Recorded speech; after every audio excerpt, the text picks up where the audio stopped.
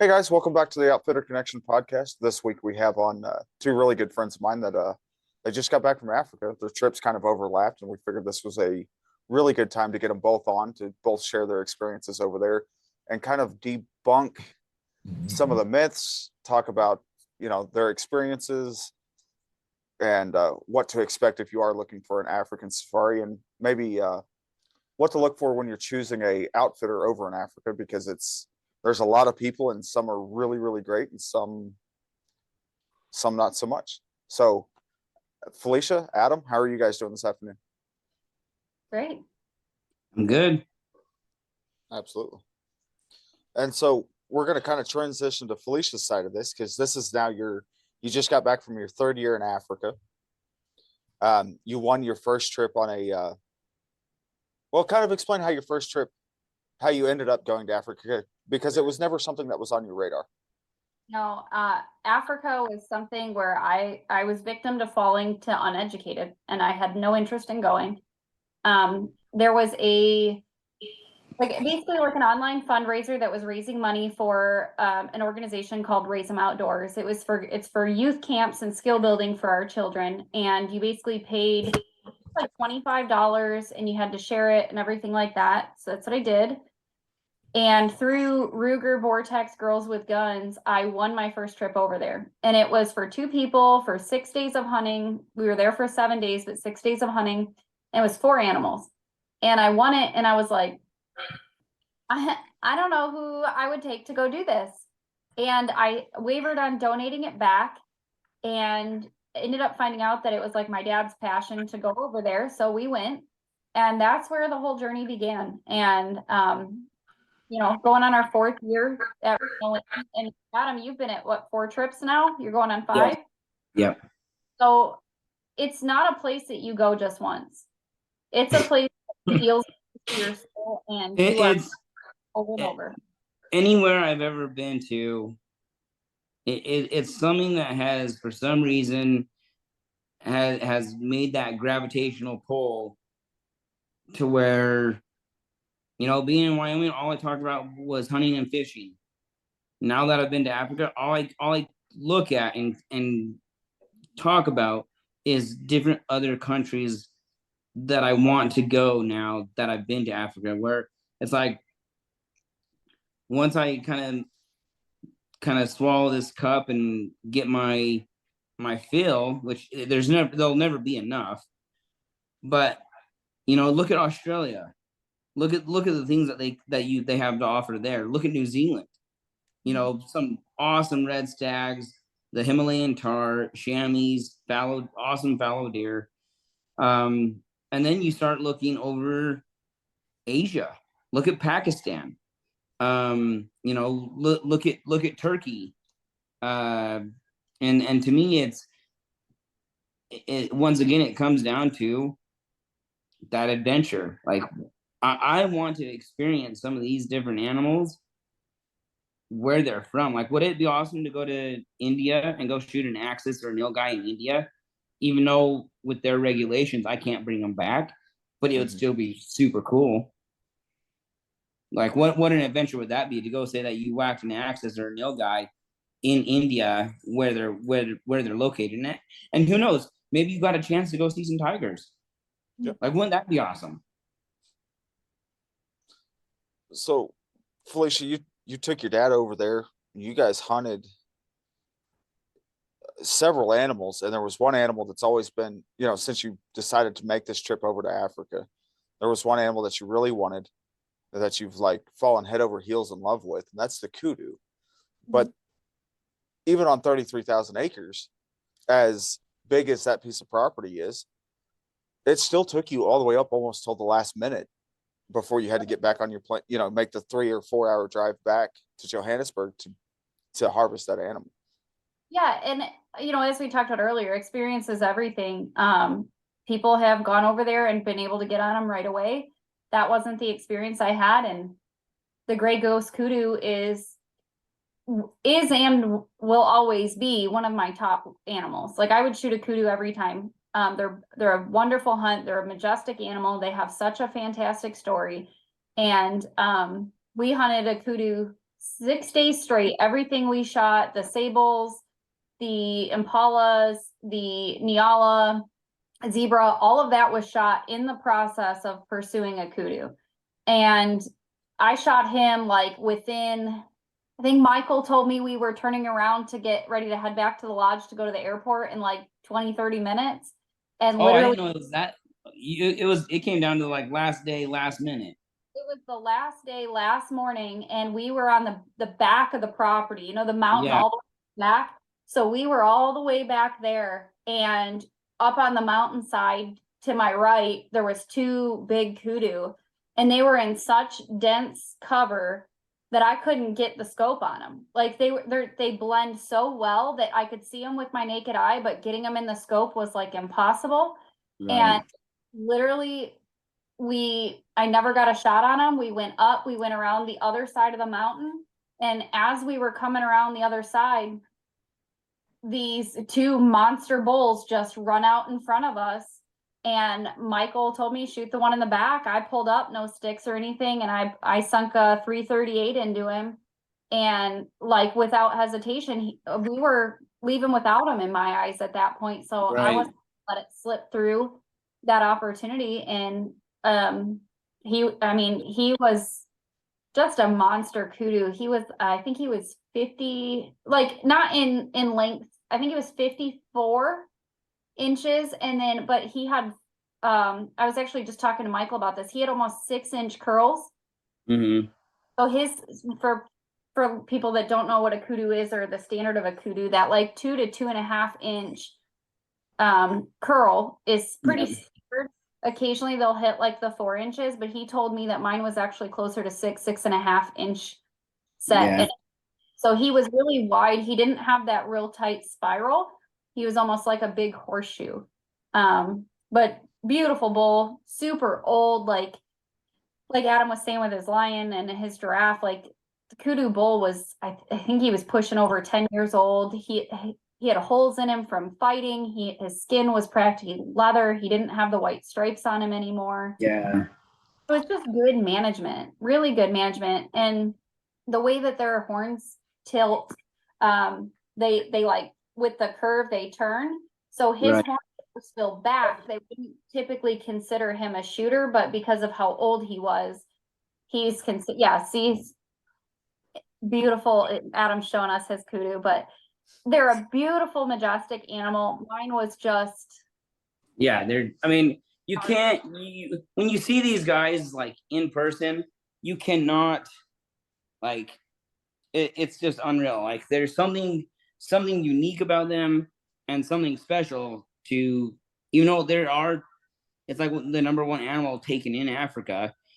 They're just a fun animal to hunt because, like Felicia said, while you're hunting kudu, yeah, you will probably shoot all your other animals and your kudu will be your last one. Sometimes you'll get it right off the bat. It'll just be the luck of the draw. You'll come out, it might even be in an open field, and there he'll be. You never, that's why they call them the gray ghosts, because they're hard to find when you're looking for them, but when you're not looking for them, you seem to find them everywhere. Yeah, like this last trip, Felicia was over there. She was sending me pictures of, it was almost every day you were seeing kudu. It seemed like, Well, and see, that's the perfect time of year, because the end of May, first part of June is their rut. Right. Which is why we went, because I was wavering the entire trip of shooting a kudu. Shooting a kudu in the rut would be like a dream. I shot mine later in the year. It was closer to the end of August, early September when I shot mine. But like shooting a kudu in the rut, they have all that testosterone. They're all beefed up. They're just. Oh, their necks are huge. And, but honestly, even aside from the kudu, the gemsbuck is one of the animals that eluded me for almost 3 years. Yep. And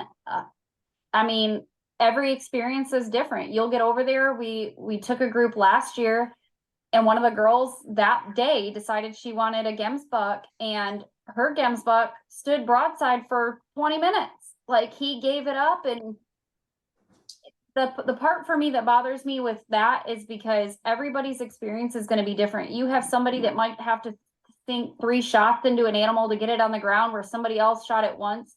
And it's Yep. not necessarily about placement. Sometimes it's that animals in Africa have such a will to live that you can shoot them right in the heart and they're still going to stand. So it's all experience. And perfect example, my giraffe. I shot exactly where I needed to shoot it, didn't go down. He turned and faced me.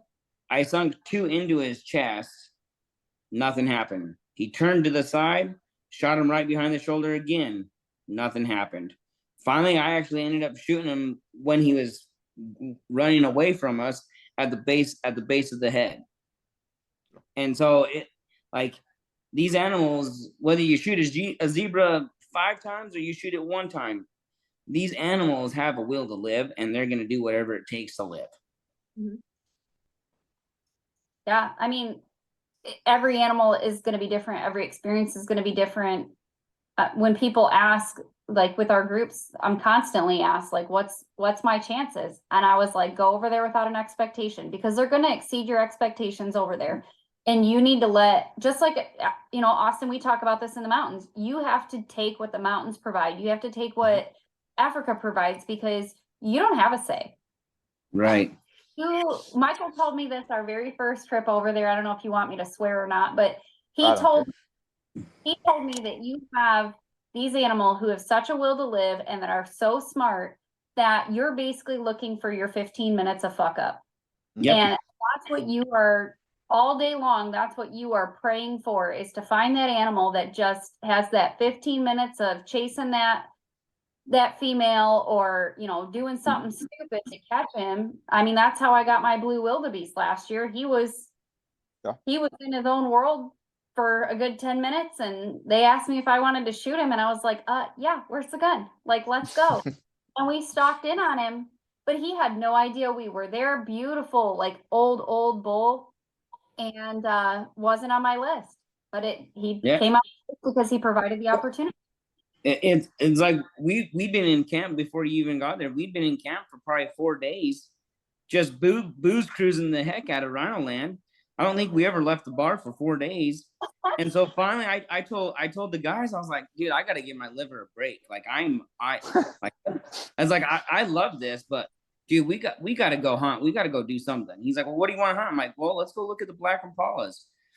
Dude, we spent all morning driving around, looking, hunting, getting out, walking, like doing everything we can. Shot at a couple baboons at like 400 yards. Shot at a jackal at like 350. We went over there. There was no blood or anything, but on the baboons, I know I didn't hit, but the jackal was darn close. But still nothing. So lunchtime we went back. They had to do a few things around camp and things like that. And so we had some lunch and took a siesta. Dude, we left camp at 2:45. We roll into the back section at like 3:01. And I had shot that black impala at 3:05. Shift. Like exactly like what Felicia said. Like, we've been looking for this one old black impala ram that they had, that Michael had tried to shoot a half a dozen times with 4 or 5 other clients. And first morning we get up there, nothing. Didn't even see them. Then we go back for lunch, come back out. Like you said, it was 5 minutes. We went down the dirt road. I would say 200 yards from the main gate. Oh. And he was right there on the left-hand side of the road. Just chilling, walking through all the trees. And it was like, no, I was like, oh, there's one. And Marcel was like, whoa, I gotta look. And finally, he probably walked another 25 yards, and Marcel gave me the go ahead and stood up on the sticks and whacked him. Yeah. And dude, it just happened so fast, because it was like, we spent all morning looking for that stuff. And that's like Felicia said, you can drive around all day long and get on them and things like that, but never get a shot off. But you're just looking for that 5 to 15 minute of them not doing what they're supposed to. And it's just like it's like hunting anywhere else. Hunting comes in, like, there's a lot of skill into it and kind of knowing what the animal's going to do, but you still really don't know what the animal's going to do. Yeah. I experience that every time in the mountains. It's like they still, I know. You might know what they're going to do and what their habitat is and how they're going to kind of react, but it's still a guessing game. Yep. It's just like with me and the aoudad, you know, I can tell 9 times out of 10, I can tell a client, all right, that ram's going to turn right or left. He's going to step 5 feet. He's going to stop. Whenever he stops, pull the trigger. And there'll be that one ram, that one time that he doesn't do it. And I look like an absolute fool out there. Yeah. Well, he just keeps walking straight, or he just jumps up over the ridge or whatever. And I mean, perfect example too. I went up and hunted some turkeys with Felicia in May in the first part. And, you know, and she was like, this is what's going to happen. We're going to set the blind up. They're going to come down right through here. I'm not a big turkey hunter. So I'm like, okay, like you tell me what it's going to do. Dude, I'd be a monkey's uncle, man. 6 o'clock, that thing came chirping out, and sure enough, did exactly what she said. Mm-hmm. But the 2 hens on the opposite side were staying right on the outskirts of the inning. The only reason why that big Tom came in is because he saw our decoy. Yep. And that's one thing like I'll always say about Felicia is, like, turkeys, like 90% of the stuff that she's hunted, she's got it figured out. Oh yeah. Like I was quite impressed. But it just goes to the show that if you come to enjoy something and that's something that you want to do, like for instance, if I was gonna go hunt aoudad, to be honest, I would be talking to you, because I know that's kind of like that's your specialty. That's what you like hunting. If I go shoot another turkey, it's gonna probably be with Felicia, because it's like we had good success this go around. You know, she had a few other clients after me, super successful, and so I mean, and she may not agree to it, but I was pretty impressed about her knowing the property, knowing, hey, I've been watching these 2 birds for 2 weeks now. This is what it's gonna do. Yep. And that kind of ties back in with, you know, with Rhino Land. They are very good at what they do.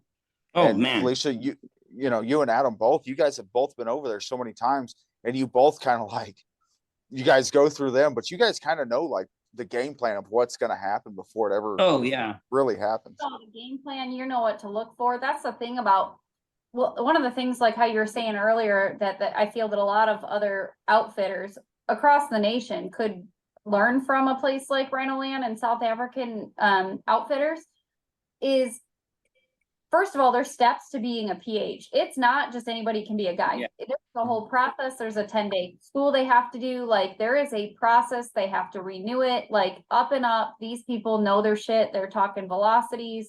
They're talking ballistics. Like, you're looking at management. Like, they can look at an animal that you or I would have been like, that's a shooter. And they're gonna be like, nope, next year, 2 years from now.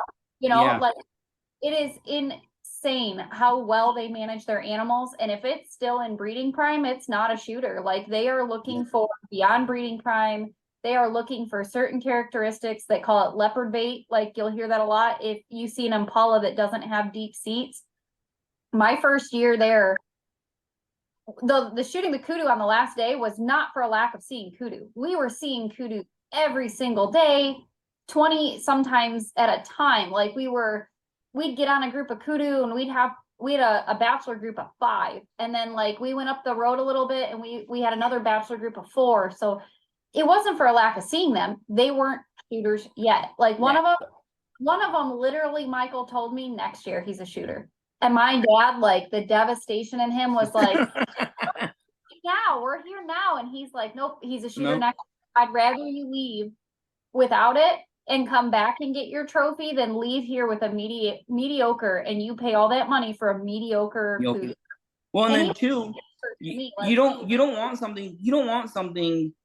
I mean, yeah, you're going over there in a sense of like, yes, doing some trophy hunting, but someone that has been over to Africa several times and walks into your house and sees a dink of a kudu, they're gonna say, "Who let you shoot that?" Yeah. You know what I mean? Or it's the same thing. Like, I mean, I don't understand like the size or anything like that with like Audad or anything, but I know like 30 inches is like 28 to 30 is like your go-to. How you tell the difference on that size at that far of range, I don't know. But like to me, I see a few of them here and there, you know, around the area that I work, and I'm like, oh man, I would blast that thing because I just don't know sizes. I'm like, I saw to me, I saw a decent one, and I was like, oh dude, I told my buddy, I was like, dude, if it was season right now and I had my tag, this guy would be smoked. Yeah. I It couldn't tell just you how it was, but that's it the just thing about comes these down to guys. seeing hundreds of them. Like Yeah, I've glassed up thousands of Audad. well, and that's the thing. It's you understand the size of that and probably other animals or a good sense of it.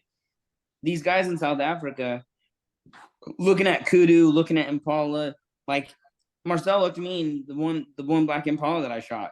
He's like, dude, he's a beast on that left side.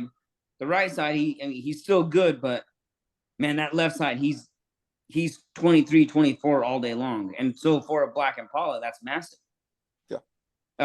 And to me, I'm like, dude, I don't know everything that I've seen today, I would have shot. Like just knowing myself, because I'm the type of hunter too, where I won't waste my tag. Right. Like if I'm given the opportunity to go hunt, because I don't have that opportunity a lot, because here in New Mexico we have to draw for our tags. And that's the only reason why, like in North America, I think our populations for all of our species are kind of garbage, because you're only given a week to hunt, so you shoot the first thing you see. Right.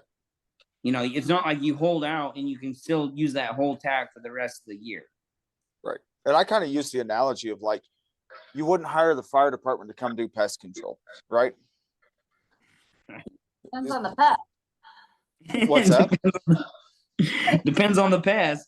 Yeah. But I mean, you want to hire a guide or an outfitter that specifies in certain game. Oh, Right? 100%.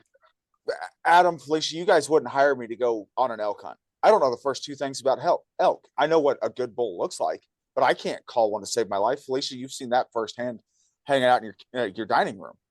Yeah. Right. You know, and Almost as bad as your duck. almost. I'm just a waterfowl shooter. I'm not a waterfowl hunter. That's what Yeah, I'm not even a waterfowl shooter. You know, and that's the other thing too, is like, you know, every you can tell like every region of area, depending on, you know, you're in the western part of the states. I'm not gonna say everyone, but a lot of the guys that I hunt with from back home, they're pretty good at calling elk. I'm not the best. I'm okay, but then you get into the Midwest. A lot of Midwest hunters are good at doing the grunt calls for whitetail and turkey hunting, making calls and along with ducks. Midwest is a big that congruent turkey waterfowl hunting. You get to the East Coast, or yeah, you get over by the East Coast and things like that. You know, still same thing, deer, turkeys, but then a lot of it is tree standing. Oh, I'm just gonna go sit in my tree stand and see whatever walks underneath me. So it's almost like you look at each region of the United States. Each region of the United States has its own little like special. I'm gonna call them specialties of hunters. Yeah. Oh. And then Felicia, with your Africa experiences, like it's not just you going over there and hunting, right? Like it wouldn't. I'm almost surprised that you haven't gone over there on your own to go hunt. But when you go, you take your Women of the Wild group, which is a group that you founded, and raised up as your own baby. Like you guys do a lot of stateside stuff, but this going to Africa with your Women of the Wild group, that's within the last 2 years type of thing.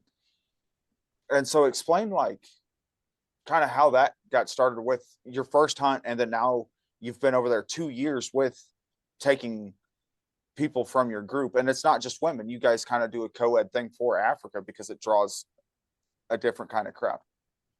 I mean, yeah, 3 times of being over there. First time was my dad and I. The last 2 times have been groups. I have stayed over, like this year we did a 9-day hunt for the group, and then I stayed for the 2 weeks. And it was because I wanted that. I wanted that a little bit of time there to myself. I didn't want to spend my birthday on a 16-hour flight. So that's kind of how I do it. I just piggyback my time there to have my time to hunt.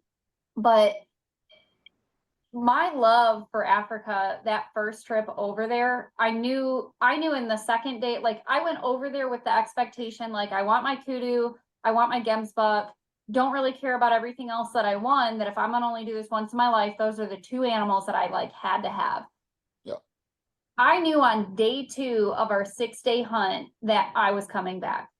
I immersed myself in the culture. I was learning. I was on the ground with the tracker. I was in the sand with them, learning what tracks were what. And I think it was day 5.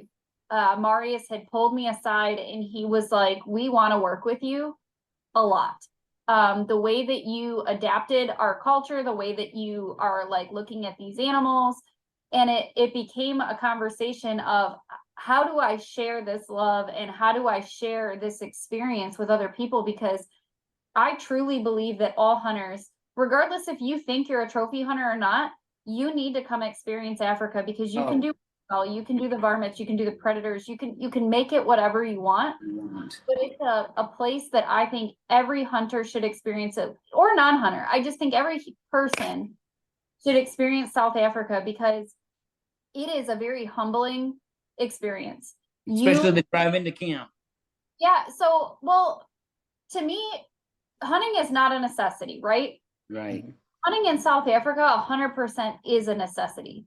You are feeding people. You are feeding schools. You're feeding nursing homes. You're feeding villages. Like, these are people who wouldn't have the food if it weren't for the hunters, and you're building an economy for them. So while it's not a necessity for us to hunt there, it's a necessity for them that we hunt there. And it's funny because I, at one point in time, didn't realize the impact that hunters have in South Africa until I experienced it. And not only experienced it, but was willing to learn and get educated on, what happens with that harvest after we take it. What happens with, I mean, they use intestines, they use all the bones, every piece of that meat down to stomach matter is utilized.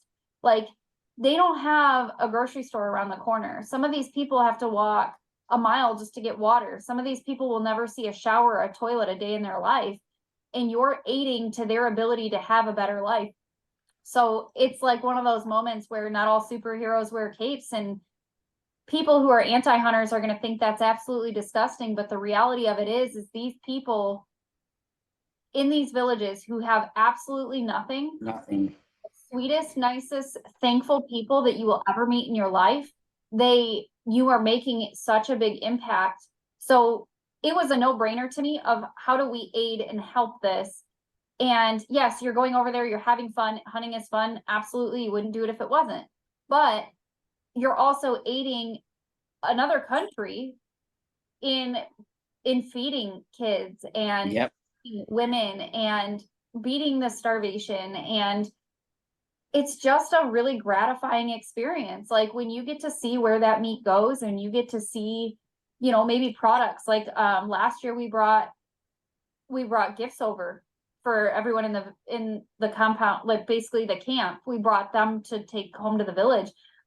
The gratification that you get from how excited they are that they now have something, whether it be a t-shirt, a pair of shoes, a knife, like, they don't have access to the like we do. They're grateful by all. I remember I had an extra rain jacket when I was back there last time, and it was nothing but a downpour every single day. And every day Josh would have to go back into camp and change and come back out. And finally, like second day in, I just walked into my room and I grabbed my other rain jacket and gave it to him, just so he would have it. And the appreciation you could see on his face was just like, kind of like a relief, like, oh, finally. Because at one point he took a trash bag with him and he cut holes in it so he could just put it on, and then when it stopped raining, he would take it off.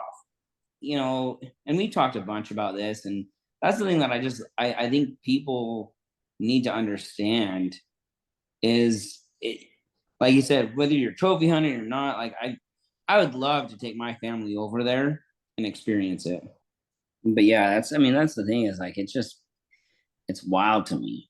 Like my dad I told my dad even when Michael Marcel came up to visit last year during the expo, my dad's like I just couldn't go over there and shoot anything or watch something get shot. And it's like, man, like how I would still love to take my family over and just they could go all over Rhino Land and then go spend a day at Kruger. Like, Yeah. I think you would just, or even go to like the neighbor's property and see like some of like the agricultural. Yeah. You know? That's the plan for 26 is to take hopefully my kids and my dad back over there. I would love if my mom would go too, but it's hard because so I'm the mom here where I'm like, somebody, we all heard it as a kid. Like there's kids around this world that are starving that would love to have that meal that you Right. should eat it in Clean Plate Right. Club. But like it comes from a different perspective when you've actually experienced that culture, that's a reality. Right. And I think that especially for our younger generations, it would be really important for them to see that, because I think a lot of times we take things for granted. We take the fact that we have a bathroom in our house or, you take a faucet and turn the water on. We take that for granted. And those are all they're modern amenities to us here that we expect it. But the reality of it is not everybody gets that. And you should Gets that 100%. So that's like my big drive for taking the kids. And I would absolutely love to take them, to the elephants to go see them and to take them over or take them into the national park to see the painted dogs and just well, it's not only that, but it's eye-opening once you start getting out of Johannesburg and Pretoria, and and that's why I said like driving to camp, like you start driving through the little townships, like you're not in the city anymore. 99% of these people are on dirt floors and a shanty. Yeah. Well, is their home. Yeah, like it's hard because you don't get to really experience that until the way out, because usually when you're coming in it's dark, right? But then you're leaving and that's when you get to experience it. But no, it definitely is a unique experience.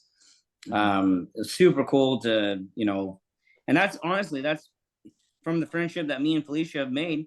That's how we've made it through knowing hunting at Rhino Land. That's how it all came through, because I saw that she hunted over there, so I commented on one of her posts over at Rhino Land. Yeah, that first trip, that's how Adam and I became friends, was through Rhino Land. And we were talking about just like with Women of the Wild bringing the groups over there. It was something where like I had such a passion for it, I decided to share it with other people. Right. And last year we took, I think it was 17 animals. And this year I think we did 14. And we already have 25 and 26 in the books. But it's one of those things too that I think a lot of people want to experience it, but it's an investment. It's not. Oh yeah, 100%. Going out, like it is an investment. The flights are the most expensive part in reality of it all. And it's a lot to prepare for mentally, physically, your gear, all of it. So it's kind of something that you plant the seed, and as people are ready to go, you take them. And the whole point of doing it as a co-ed instead of just a women's trip, since yes, we're Women of the Wild, but like the mission is not just getting women in the outdoors, it's getting anyone in the outdoors, but also building that family entity. The one thing we heard the most is like, I would love to go, but my husband, it's his bucket list and he would kill me if I went without him. So I was like, you know what, why are we in a situation where we're not allowing it to be? And a co-ed. Like last year we didn't run into that. We had a girl with us. We had a gentleman with us, didn't even know each other before they got to the trip. This year, the best part to me was we had Cass and her 16-year-old son there, and that experience, being a young man, get to experience that, be able to absorb what that third world country is over there, and the question, Right.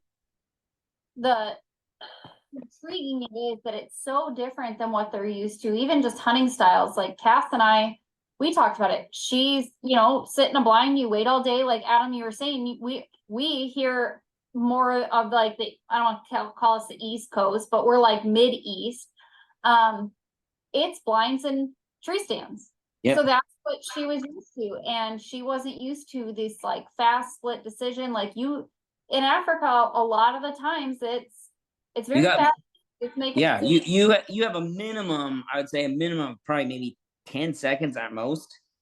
Yeah.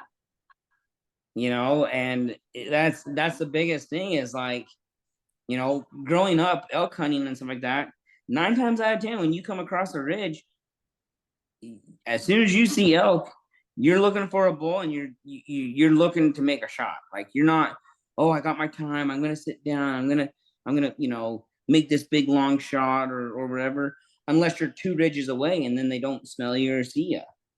Right. But like you say, over in Africa, it's a split decision. You got 3 to 5 seconds to pull a trigger. Yeah.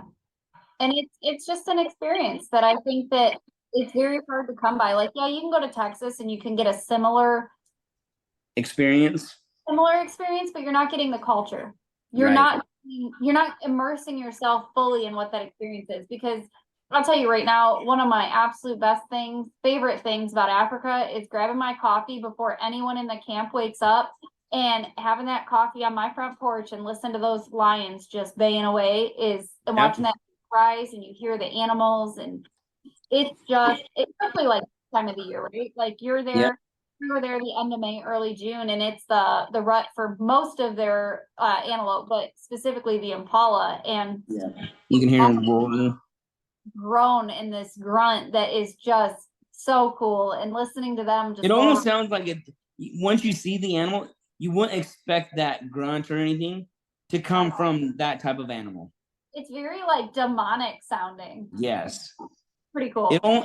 Realistically, it almost sounds like a big, long, drawn out whitetail grunt.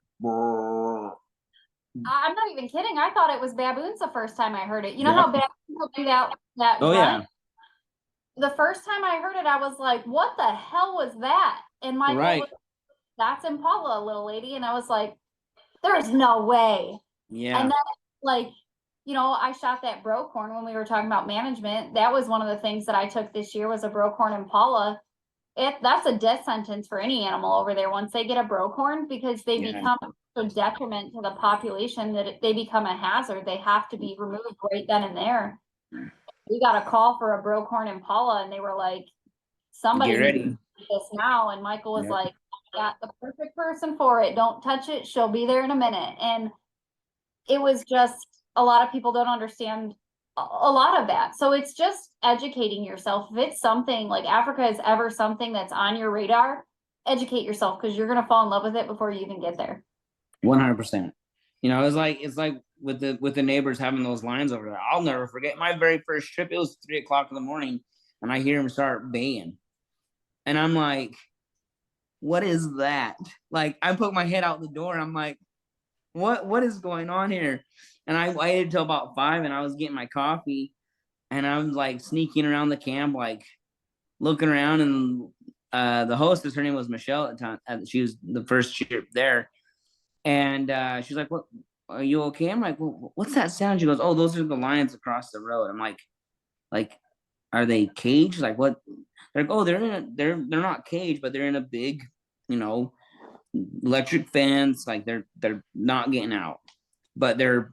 And then she goes, "What's funny is they're like 3 or 4 miles away from camp. Like they're not just like on the opposite side of the road." And I was like, and that's when it was like, holy crap, like this is cool. And so every morning I'd wake up at 5, go get my coffee, sit on the edge of the lodge, watch the sun come up over the little circle of life pond, seeing all the silhouettes of all the animals still there, and listen to them lions bay. Yeah, and like then it's different neighbors now than the first year that we went, but it's a mile and a half from the rooms that you sleep in. It's a mile and a half from the back of that to where those, like the edge of the fence where the lions are. If it just goes to show how vast that sound will travel, like how vast that area sound traveled with these lions, it literally, if you have your back window open to your bathroom, Yeah, you can hear them. Sounds like they're right behind you. Like it sounds like you're about to walk out your door to a lion. It is so loud. Yeah. And one of the nights I was laying in the bathtub and I had my window open, and you know, you hear the impalas grunting. I could hear the baboons in the trees and them, you know, bickering with each other. And then all of a sudden the lions, like 7 of them, just start sounding off. And I just laid there with my brandy in the bathtub and just enjoyed every second of it, because it is an experience that you don't get anywhere else. Mm-hmm. Nope. Not a chance. And it's unique. It's all unique in itself. But it's clear how each how the land is managed differently at all these different ranches. The animals, like I know the lechwe and the black wildebeest are high on my list, and like you were saying earlier, for concessions, for people that don't know what that is, that's another farm, and they work with each other a lot of times. If they don't have an animal on their farm, they'll work with another concession, which is just another farm, for them to be able to put a client on an animal that they want that's there. So like your springbuck aren't at Rhino Land, they'll take you for those. They have them, they have a breeding program, but they don't let them out because they don't flourish. The leopards are a pretty big detriment right now. This year, before we went, Adam, it had to have been like the week before you were there, they had a group of painted dogs, a pack of painted dogs, come in to the ranch, and they'll decimate a lot of plains game because they travel in big packs. They just run them down. It's a lot of that stuff that depending, it's situational based on your predators, but leopards, like your blessed buck, they have them. They just typically don't do super well. Populations don't really flourish real good because they're kind of a dumb animal, and the leopards love them. Same with the springbuck. So, I mean, it's just kind of neat. In the encounters you get, like this year, I literally had an up close and personal encounter with a honey badger. Mm-hmm. How the hell are you going to experience something like that? You want to talk about being on your toes. You go toe to toe with a honey badger, and you start contemplating all your life decisions real quick. Well, it's like my second trip over there. We were driving around, and in the middle of the day, a young leopard crossed the road in front of us. Like just young leopard, sneaky, docile, looked down the road, looked down, almost like he looked both ways before he crossed the road, and then off into the tall grass he went, and we never saw him again. You know, same trip, when we were hunting my eland, we were up on the high part of the backside of the ridge. It was rainy, muddy, swampy, and I start looking down, and there's leopard tracks behind us, not in front of us, behind us from where we were walking. Like it would come out, walk behind us, and then go back in the trees and everything, and then come back and walk behind us, and then go back into the trees. He kept doing that. Getting stalked by a leopard. Yeah.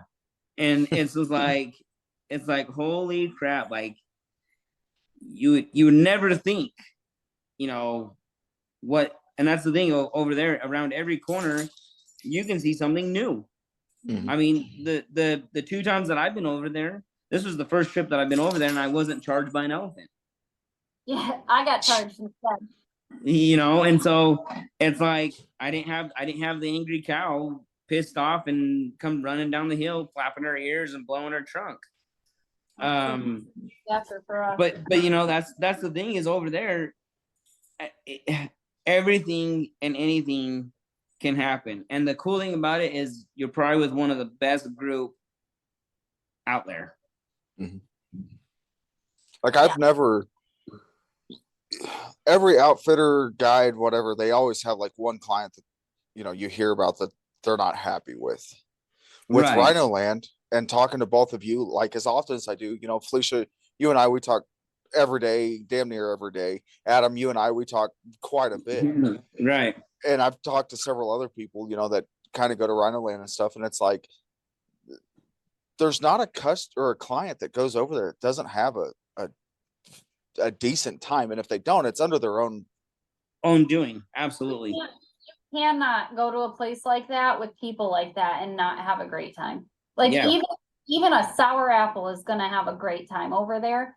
They might be upset about, the animals or something like that because their expectations were different.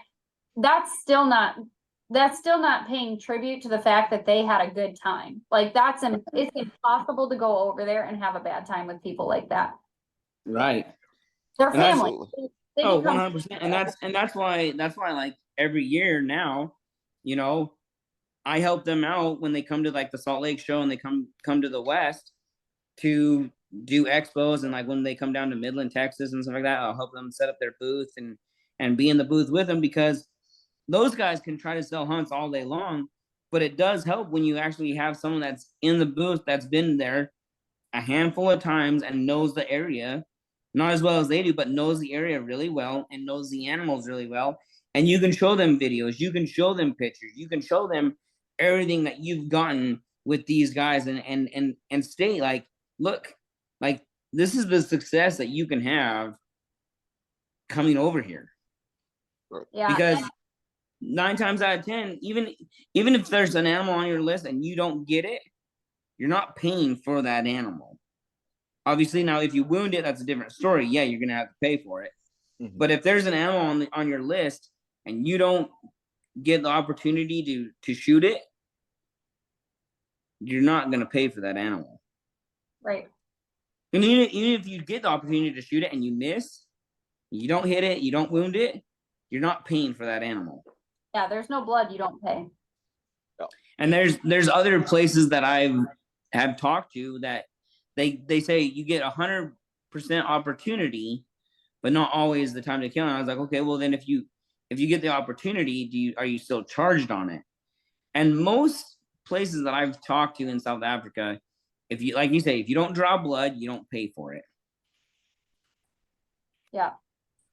But what you were saying with the shows and everything, I would encourage anyone that is questioning going to Africa to go. Yeah. Them go to some of these house parties.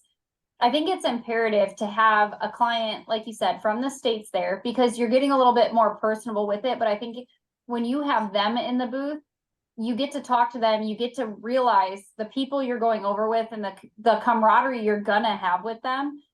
It's going to be unmatched. And I think that's why they reel back in every time, why clients like myself, why, Adam and others, they go back over and over, is because they know that they're going with the best possible people. You're going to be safe. You're going to have beautiful lodging. You're going to be taken care of like kings. It's a resort. Like you're staying in a resort. You're not camping in Africa. You're eating like kings. They cater to your, allergies or just wants and necessities. I know, Adam, you asked for a case of Coke in your fridge and it's there. Yeah. It was like, it's unmatched. And on top of that, just to prove a point where, you talk about being safe, there's not one doubt, even though I was hunting my lion and hunting my hippo, some of the most dangerous game in Africa, there's not one time. And the awesome thing about it too is I had his name's Ruben. I had a guy from Southern Cross Productions filming my hunts. Well, he's a PH as well. So it was also super nice when, there's one point when we were trying to go after this hippo. The hippo was doing something underwater and Marcel said, bluff charge. And he stood up in front of me and Ruben grabbed me and pulled me to the side. And I was like, what is going on? I pulled my gun up, to help back up Marcel. But it's like, that we were all kind of sitting there. He had his gun kind of laying on the ground and he saw something move in the water and he instantly went into, I call it PH mode, and took a step in front of me and was like blocking me from this 5-ton animal that I'm like, this thing's coming out of the water. Like, and then in my mind, I'm like, well, because me and Marcel have become very, very good friends and like brothers, I went shoulder to shoulder with him, and I was like, okay, we see this thing, we're shooting it, right? He goes, yes. I'm like, okay, we're in now. But it just happened so fast and such a split instinct that it was like, that this is someone who understands the mannerisms and the what, like the lifestyle of what these animals can change in a light switch. And I think that PH school that outfitters over there do is very much that training of those situations, that it becomes just second nature to know to step up to that plate. Yep. But yeah, what is the most like incredible experience as far as like that type of interaction that you've ever had over there? I would have to say when that elephant charged us, the first time, we were in the Land Cruiser, and Marcel went to turn around, and he didn't do it on purpose. And the Land Cruiser just died. Oh shit! And the only time, I wouldn't say he was scared or like, but you could tell like it was like his instinct took place. Like I thought he was either going to get out of the truck and try to shoot it, but his first words was, "Adam, get ready. If she comes any closer, shoot her." Like words out of his mouth. And I was like, I turned around in the Land Cruiser and laid my gun over the back of the truck, and I was like, okay. And I mean, this all happened within like tenths of a second. But when that Land Cruiser died, because even Jeep or Petrus was in the passenger seat, even Petrus grabbed Marcel's 375 and stood up on the hood of the truck. Yeah. Because he knew just in this little moment, like, shit's about to get real. Like this thing was not stopping. And I think that was probably one of my most scared moments, because I've never really been super scared being with these guys. But when that happened, it was kind of like, whoa, like, hey, like I'm tapping on the front passenger seat, like, we gotta go. Like, get this thing started. And then probably the second most like rewarding time would be when she charged you. What's that? How close was she when she charged you? She was at like probably 60 yards, but she probably came in at about 15 or 20. Oh okay. No. Felicia, Like, what about your elephant charge? I could smell her easy. Well, Adam was saying that he didn't get charged this year, and we took that hit for you. She was she's angry. So we were watching the matriarch off to our right, and she had the whole family with her. Well, we thought she had the whole family, and we're counting, and we're counting all the babies and the bulls and the other females, and we're just taking pictures of them. And all of a sudden, I'm maybe 30 yards. She breaks through the trees behind us and charges the back of the truck. And she got so close, like literally she was, feet from the back of the truck. And we went to go, and she like charged forward, and my hat went flying, and she stepped right on my hat. And oh man, my hat went off the truck. She stepped on it, and we were pursuing Gemsbuck in the, like, that's what we were going to do when we stopped to take pictures of the family of elephants. But even them, we were taking photos of them at 35, 40 yards before we pissed her off enough to come charge the truck. And same situation, the truck like didn't want to go, and like the truck always goes. It's like that Jurassic Park moment when one thing, like, you need it to go and it like stalls out on you. And it was just super cool. And like, I don't know, 2 hours later, Natalie pulls up in her Land Cruiser pickup, and she handed me back my hat. I thought it was gone for good, right? Like, Marcel, hope it's hers now. And she handed me my hat back, and it's all like the bill's all crushed and there's full of sand. And I asked her, I said, how the hell did you find this? She goes, well, I was driving and I saw something in the road, so I stopped. And she goes, and I saw elephant tracks and all like stamped, that like the prints all over the road and like kind of configured kind of odd. And she goes, oh, I know what happened here. Oh yeah. Thanks for getting the hat back. And she lets it be known. Like, her ears go full out. as wide as they can go, and her trunk comes up in the air and down and blows her trunk like 3 or 4 times, and it's everything that little elephant can go, like Yeah. 12 tons of like pissed off vinegar. I'll have to get the video because I know Aiden and Cass were videoing the family of elephants when she charged us, and it is like a split second. We were watching the right and she charged out from the left and Yep, that's on the back of that truck in like a tenth of a second.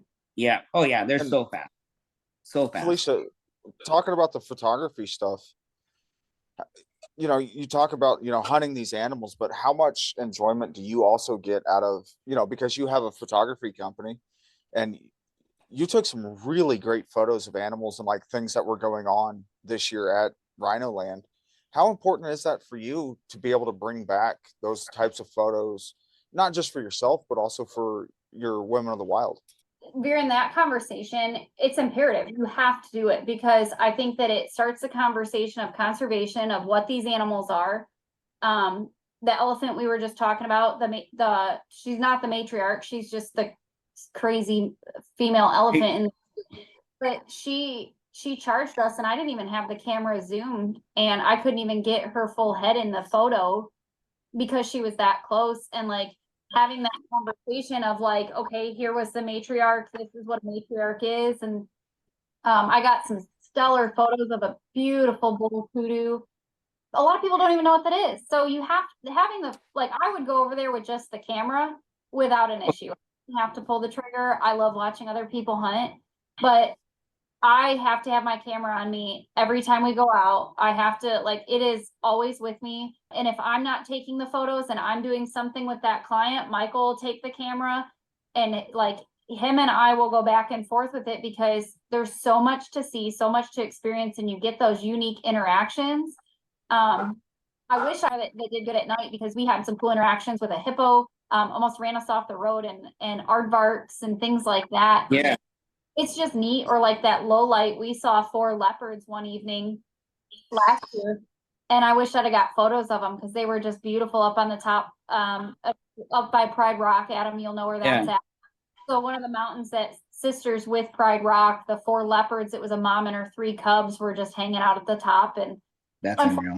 you don't even with the camera attached to you, you don't get to capture everything because it's a split second, but you have like, you don't have to. I feel that I have to take those photos because it's a conversation and exactly. It's a building conversation for you because not only for like you having Women of the Wild and everything, it's a piece that you can say, look, this is some of the stuff you'll see. Mhm. And so it's a selling point. I look at it as a selling point not only for Women of the Wild, but for your photography, for Rhino Land, for all aspects that you're tied into, because that's what you're doing, and you're trying to put out there like, look, we want to try to bring more people here. Here's some of my photos. Here's some of the videos that have been taken over on their property. This is some of the stuff that you can see while you're over there. So it's a huge opportunity for you, and not only that, but you can never take, even in my aspect, like that's why I'm not good at pictures and I always forget to take a camera and everything. And I have my iPhone, which does okay. But that's why I hire a cameraman every time because I want to get that. I want to get that action shots. I want to get, the drone footage of them going over ponds and seeing crocodiles and hippos and flying over top of the herd of elephants and things like that. That's why I always try to bring a cameraman with me, because I know I miss a lot of opportunities of taking pictures. Absolutely. Even with it attached to my hand, I miss a lot of opportunity because it happens so fast. Hey guys, Austin here. So glad you guys are listening and enjoying this episode. We're going to cut this episode here, and we will continue back up with Felicia and Adam next week for the third part of their African trips. So thanks for listening, and we hope to see you next week.